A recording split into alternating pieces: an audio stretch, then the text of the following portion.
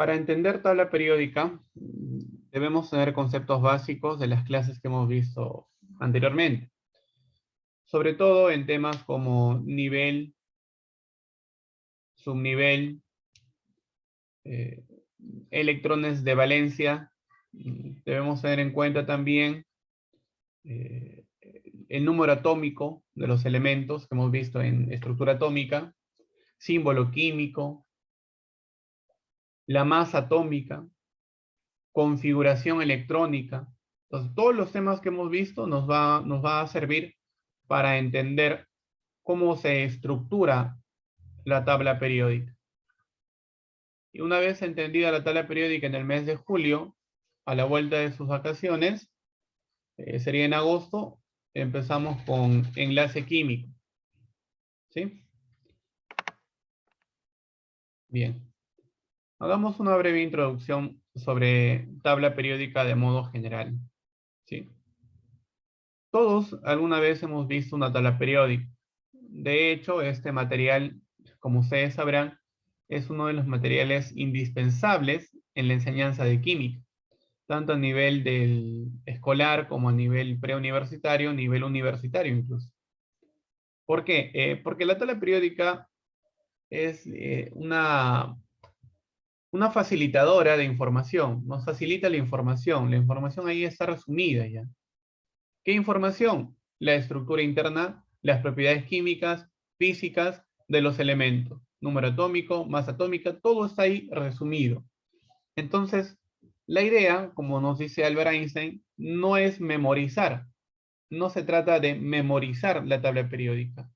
La tabla periódica no se memoriza, más bien hay que familiarizarse con la tabla periódica, hacer que sus propiedades sean de uso común en nosotros. Es la única forma de entenderla. Uno no puede tratar de comprender algo cuando solamente trata de grabarse de memoria. En esa clase no hacemos eso. La memoria es muy importante, pero no es la única herramienta que tenemos nosotros para aprender. Hay otras. La práctica, por ejemplo. Muy importante aquí la práctica, la asociación, la intervención de parte de ustedes. Y lo más importante, considero yo, la investigación. Si ustedes investigan más de esto, van a aprender mucho más y se van a familiarizar mucho más con el tema. La tabla periódica actual, moderna, explica en forma detallada y actualizada las propiedades de los elementos químicos, tomando como base su estructura atómica.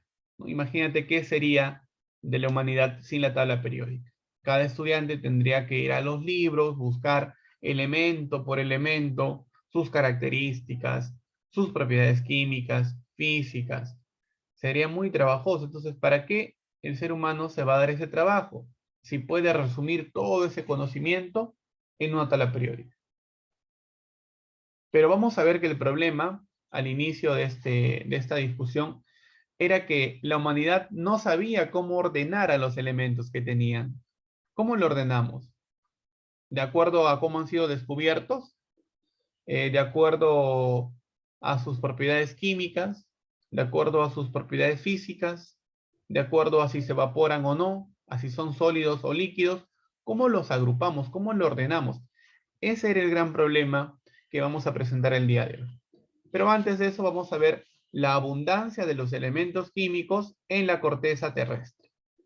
¿Cuál es el elemento que abunda en la corteza terrestre? El oxígeno. El oxígeno. Casi la mitad de la corteza es de oxígeno. Luego le sigue Silicio. el silicio, con un cuarto, ¿no? Un cuarto de la corteza terrestre está hecha de silicio. Luego está el aluminio, el hierro, el calcio, y un 9% englobaría a todos los otros, ¿no? Ahí seguramente está el germanio, el azato, el mercurio, el nitrógeno y otros elementos más. Hablamos de la corteza terrestre. Hablar de la atmósfera es otra cosa. Allí el nitrógeno es el principal gas, el principal elemento, seguido del oxígeno. Pero estamos hablando de la corteza terrestre. Y allí el oxígeno es el elemento más abundante. Y cuando ya hablamos de elementos, tenemos pues que hablar de tabla periódica. Entonces, planteado el problema, lo volvemos a mencionar. El problema principal, en el siglo o antes del siglo XIX, era de cómo podemos organizar, ordenar, agrupar a los elementos. ¿De acuerdo a qué? Los alquimistas quizás lo hacían de forma encriptada y lo agrupaban en manera desordenada, de acuerdo a cómo se fueron descubriendo. Pero los químicos ya llamados químicos científicos no podían hacer eso. Ellos tenían que buscar una relación. ¿De qué manera podemos organizar a estos elementos? Entonces, vamos a ver hasta el final de esta clase todos los antecedentes que sucedieron antes de la tabla periódica actual, ¿no? La que nosotros conocemos no siempre existió. Para que exista la tabla periódica actual han tenido que pasar muchos eventos. Y vamos a ver los principales. Durante los 25 primeros años del siglo XIX se descubren 20 nuevos elementos. Y así iban aumentando, poco a poco, poco a poco. Entonces, no solamente teníamos 20, teníamos ahora 30, 40, 50, 60. ¿Cómo los agrupamos? Ya son muchos. Ya son muchos para tener en memoria todos. Tenemos que buscar una relación que nos permita entenderlos mejor. Entonces, el estudio de esas propiedades de los elementos químicos eran más fácil según sus propiedades semejantes, ¿no? Por ejemplo, si yo le encuentro que todos los elementos, por ejemplo, litio, boro, astato, germanio, todos tienen un punto de ebullición de 25 grados Celsius. Entonces los agrupo, ¿no? Ya sé que esa familia ebullen a 25 grados Celsius. La idea era esa, agrupar y dar características generales a un grupo. La agrupación se buscaba, lo que buscaba era realizar una agrupación en base a una ley natural, no a una ley impuesta por la humanidad, sino algo que se cumple en la naturaleza.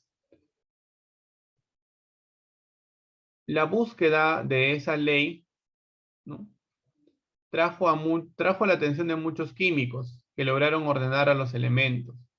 Y ese orden difiere mucho. En 1913 es que el señor Henry Moseley descubre el principio o la ley natural que guía la clasificación moderna. Pero ese descubrimiento de Henry Moseley lo hace en base a los aportes de Mendeleev, los aportes de Mendeleev.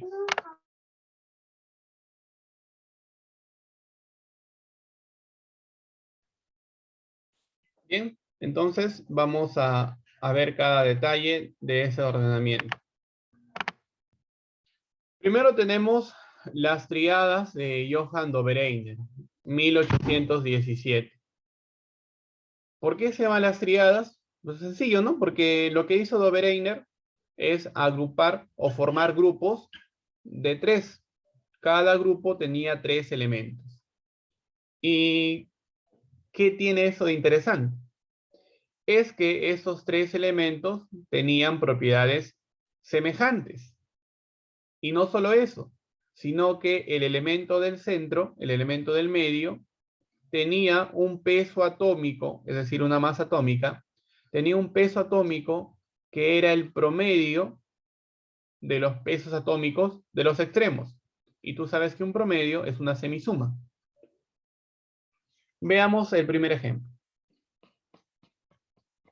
Tenemos en el primer cuadro los elementos sodio, litio y potasio, ¿no? O litio, sodio y potasio. El elemento del medio es el sodio. Y como ustedes saben ya, el sodio tiene una masa o peso atómico de 23. El litio tiene un peso atómico de 7 y el potasio de 39. Si esto es una tríada, se debe cumplir lo siguiente, que el peso atómico del sodio debe ser igual a la suma o a la semisuma de los elementos de los extremos. Es decir, para que sea una semisuma o sea un promedio, debo sumar los pesos atómicos de los elementos extremos y dividirlo entre 2. Y como pueden ver, te da 23, que sería el peso atómico del sodio. Ahí está el ejemplo de una primera tríada. Segunda tríada, calcio, estroncio y bario. El calcio tiene su peso atómico de 40, el estroncio de 87.6 y el bario de 39. Si esto es una tríada, no solamente los elementos deben tener características semejantes, sino que el elemento del medio debe tener un peso atómico que es promedio de los pesos atómicos de los elementos extremos. Lo comprobamos. El peso atómico del estroncio es igual a 40, que es el peso atómico del calcio, más 137, que es el peso atómico del bario. Mira, aquí hay una confusión, chicos. El peso atómico del bario no es 137. Vamos a arreglar eso. El peso atómico del bario, o en todo caso no es 39, es 137. Faltó agregar eso. Ahora sí. Y cuando hacemos un promedio, ¿no? Sumamos y dividimos entre 2, obtenemos 87.5, que es muy cercano al peso atómico del elemento central. El último, cloro, bromo y yodo, también es una tríada porque estos elementos tienen características semejantes y el elemento del medio tiene un peso atómico que es promedio de los pesos atómicos de los extremos. 80, 81. Como nos dice el señor Dobereiner, aquí el elemento central tiene un peso atómico aproximadamente igual. O sea que igual no va a ser.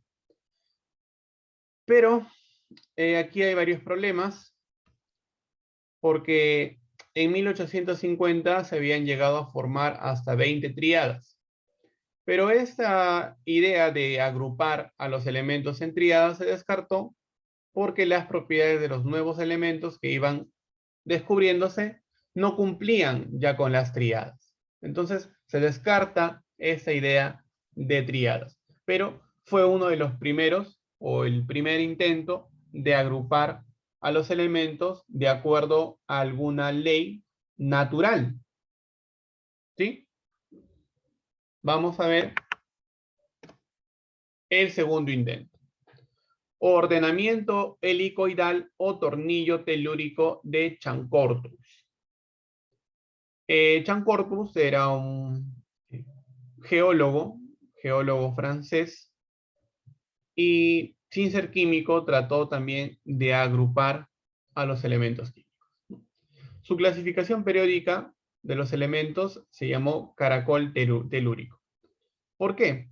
Lo que hizo Chancortus primero fue tomar un cilindro y en ese cilindro trazó una hélice con un ángulo inicial de 45 grados. ¿No? Aquí tiene un ángulo de 45, parte la hélice y gira, bordea el cilindro. Ya está marcada su hélice. Y en esa línea, en esa hélice, comienza a ubicar a los elementos de manera creciente a sus pesos atómicos. Hidrógeno, litio, berilio, boro, y así va agregando los elementos. Luego traza una generatriz, una línea vertical, y esa línea vertical pasaba por los elementos y estos elementos tenían propiedades semejantes. Eso fue lo que descubrió el señor Chancortus, ¿no? Y claro, uno puede ver estos elementos, sodio y litio, hoy en día están en el mismo grupo. Magnesio y berilio están en el mismo grupo. Entonces, claramente se puede ver aquí un intento de agrupar siguiendo una ley natural, ¿no? Al igual que el anterior, esa idea se descartó porque todos los elementos no cumplían esta llamada ley de caracol telúrico. Estamos en el tercer intento por ordenar a los elementos siguiendo una ley periódica o una ley natural y llegamos a la ley de las octavas de John Newlands, ¿no? Bueno, él las llamó así, ley de las octavas. ¿Qué hizo Newlands? Agrupó los elementos hasta entonces conocidos en grupos de 7. ¿No? Uno dirá, entonces, ¿por qué se llaman octavas? Si los grupos tenían 7 elementos. Bien, se llamaban octavas porque, si nos damos cuenta, en el orden que seguía este señor, agrupaba de 7 en 7, y el octavo, que ya pertenecía al segundo grupo de 7, tenía características semejantes al primero del grupo anterior. Esa forma de clasificar se llamó la ley de octavas. Vamos a tener un corte aquí, chicos, y al volver vamos a ver los ejemplos de la ley de octavas de John Newlands.